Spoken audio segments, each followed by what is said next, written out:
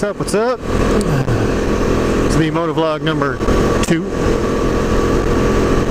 Today we're on the KTM RC390. Just got done riding Palomar Mountain a whole bunch all morning. Pretty awesome. Way more fun on this bike than it was on my bigger 929, being that it's a lot lighter. Flick it around a lot more. Most of those turns are in like the high 30 to 45 mile per hour zone, probably on a motorcycle, carrying a decent pace. So it's a lot more fun on this bike. So I've decided on a subject for this video, and that would be 2 different types of riding I've noticed over the years, and which one I prefer and which one I think is just suicidal. Just like in sports, you have offense and defense. So I'm going to group these 2 riding styles into defensively driving and offensively driving. First one I'll talk about is the one that I do not agree with, and that is defensive riding. What I mean by defense riding or defensive riding is when you are in, let's say, traffic or commuting type riding, cars are around you, multiple lanes to choose from, that kind of situation is what I'll be talking about on both of these styles. Is riding defensively, in my opinion, means you are probably flowing with traffic, carrying about the same speed as other cars around you. You're kind of minding your own business. You're simply just another person on the road. You just have to be on a motorcycle, but you're neither here nor there. You are just simply one in the school of fish. And the reason I consider that defensive driving is because riding that style, no matter what, cars are going to try to kill you. That's just what happens. They make mistakes just like we all make mistakes. The only difference is they have a cage around them to protect them and you don't. But anyways, a car will make a mistake or change their decision last minute, and what that does is it changes your riding situation. They do it. They do something, and their choice changes your riding situation. An example would be you're riding in 2 lanes going the same direction, car on the right, you're on the left, car decides I want to be in the left lane, and they get over, and you're right next to them. They are going to push you into oncoming traffic if you do not change your situation. They have changed your situation for you, forcing you to make a defensive choice. So that's why I consider it defensively riding, because you are basically on defense. Everybody else is on offense.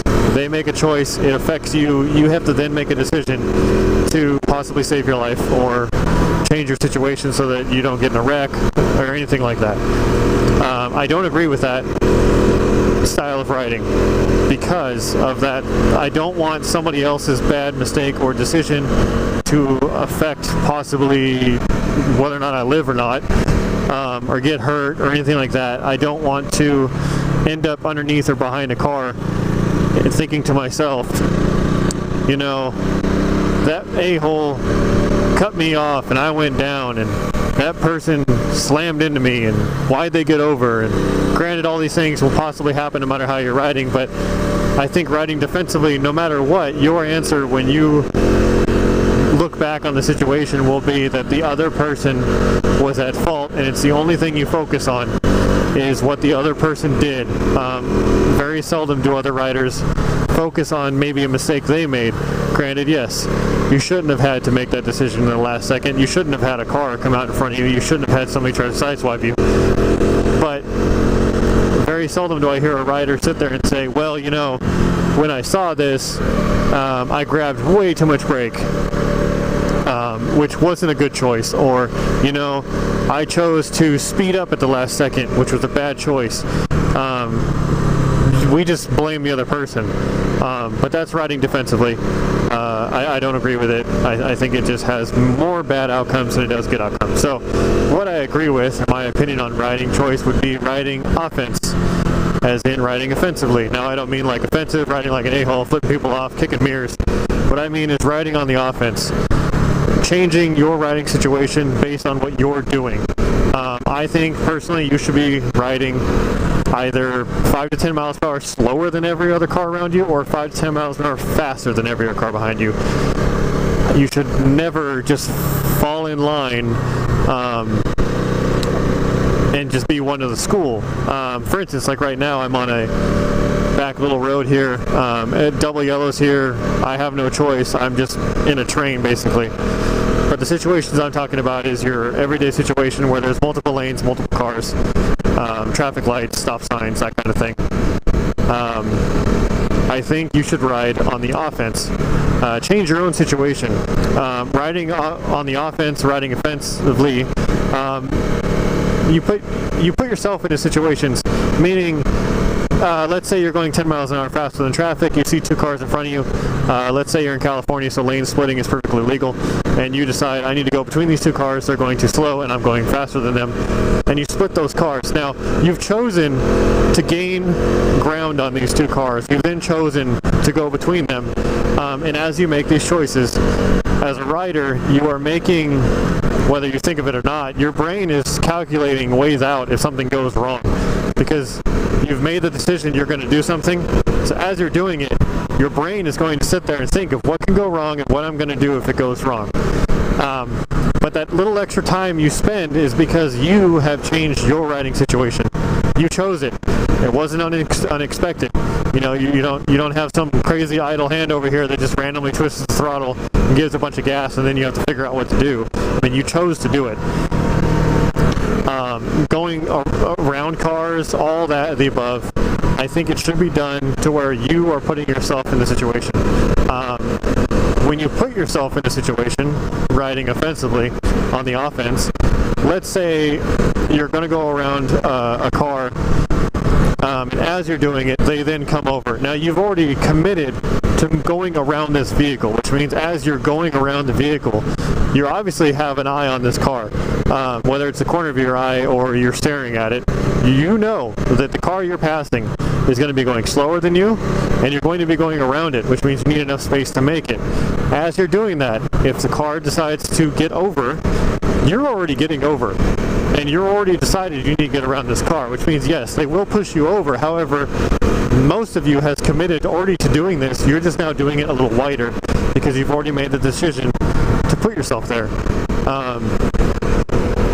And usually, I believe, when you're riding on the offense, is that when you put yourself in a situation and you put yourself there, I believe firmly that you have a way higher percentage chance of getting yourself out of that situation in one piece, regardless if something changes while you're doing it or not, because you chose to be there.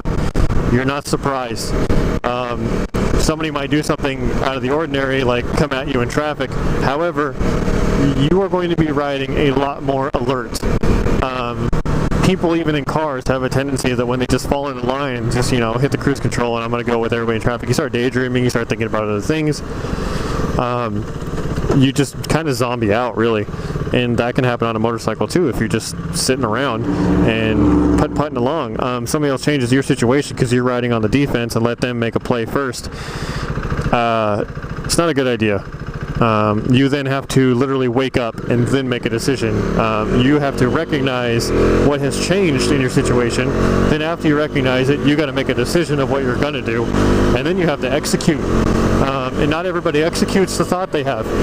There's been plenty of panic situations where, even me as a rider, where something has happened and I freaked out, and I didn't do exactly what I wanted to do. It may have worked, but looking back at it, I realized it's not exactly what I wanted to do. It could have gone a lot better, or I could have avoided it better.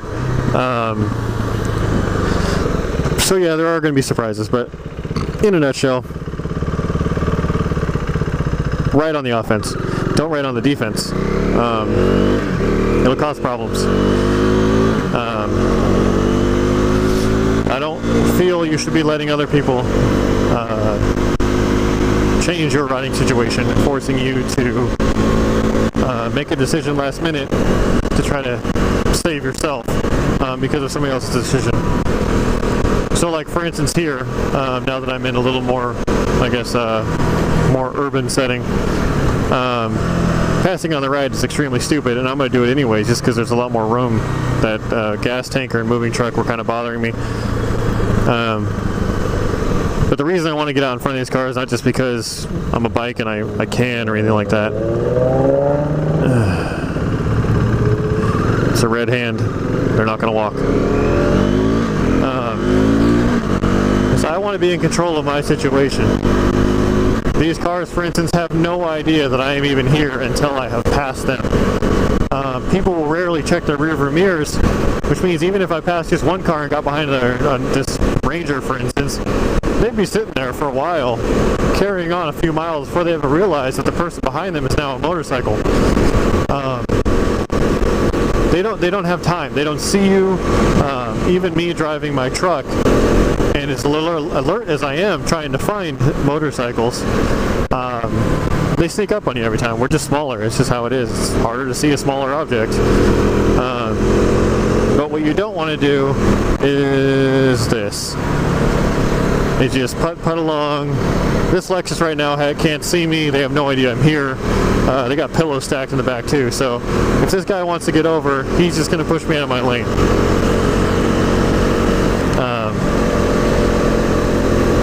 Well, now there's a lot less problems here because I've just cleared all the traffic. But basically, I believe as a rider you should ride and do it on the offense, offensively, not defensively. And it'll help you. Riding defensively in these situations with all these cars would just be a bad idea in my opinion. I want to be remembered by that car that I was that guy that went past him and then they never saw him again. I don't want to be, oh yeah, this motorcycle followed me for like 30 minutes and then I almost hit him, you know, so that's the difference. That's what I choose. Also, by putting me and myself in these situations, like I was saying before, is I'm prepared for things that are going to happen because I am the one putting myself in these situations over and over again. Like if I want to cut off this white truck up here, he's not going to know I'm coming to the right. He's not going to be expecting me to come to the right, and he'd probably pinch me off if I didn't have enough time. So I have to obviously think about those things, but if I'm going to put myself in that position, I know that most likely that's going to happen. And I can adjust if things change. A lot easier than if I was just, you know, following the flow.